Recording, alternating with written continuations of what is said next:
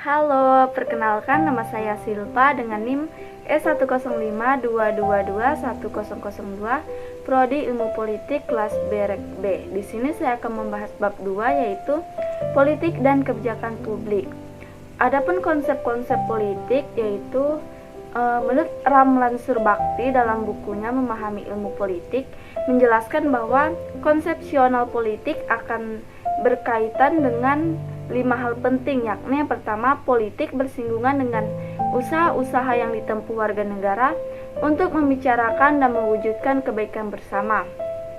Pendekatan ini dikenal dengan pendekatan klasik. Dalam konteks ini, ilmu politik biasanya menggunakan pendekatan filsafat untuk memahami dan mengerti bagaimana kebaikan bersama dalam kehidupan bernegara dan bermasyarakat dapat diperoleh. Yang kedua, politik berkaitan dengan penyelenggaraan negara dan pemerintahan. Pendekatan ini sering juga disebut dengan pendekatan kelembagaan atau pendekatan institusional.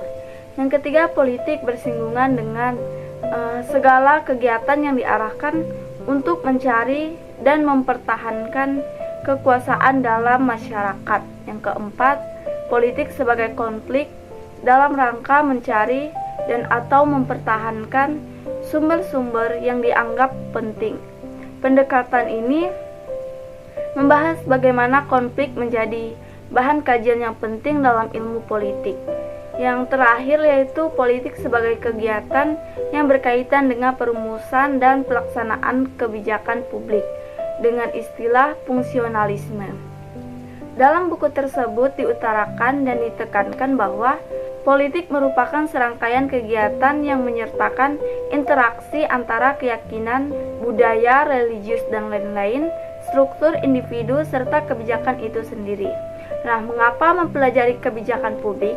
Menurut Thomas R. Day 1995 dan James Anderson 1984, ada 3 alasan yang melatar belakangi mengapa kebijakan publik perlu untuk dipelajari. Yang pertama, pertimbangan ilmiah. Kebijakan publik dipelajari dalam rangka untuk menambah pengetahuan yang lebih mendalam, mulai dari prosesnya, perkembangannya, serta akibat-akibat yang ditimbulkannya bagi masyarakat.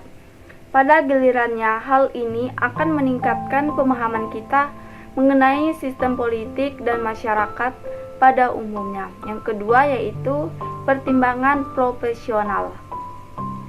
Studi kebijakan digunakan sebagai alat untuk menerapkan pengetahuan ilmiah dalam rangka memecahkan atau menyelesaikan masalah sehari-hari.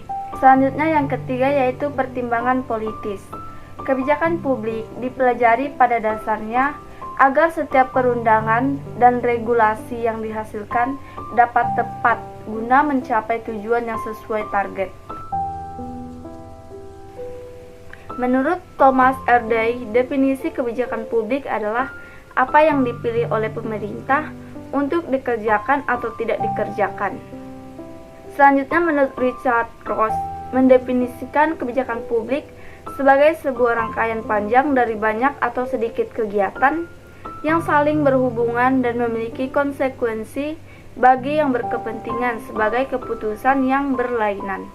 Selanjutnya ada James Anderson memberikan pengertian atas definisi kebijakan publik dalam bukunya Public Policy Making, yaitu kebijakan publik merupakan serangkaian kegiatan yang mempunyai maksud atau tujuan tertentu yang diikuti dan dilaksanakan oleh seorang aktor atau sekelompok aktor yang berhubungan dengan suatu permasalahan atau suatu hal yang diperhatikan.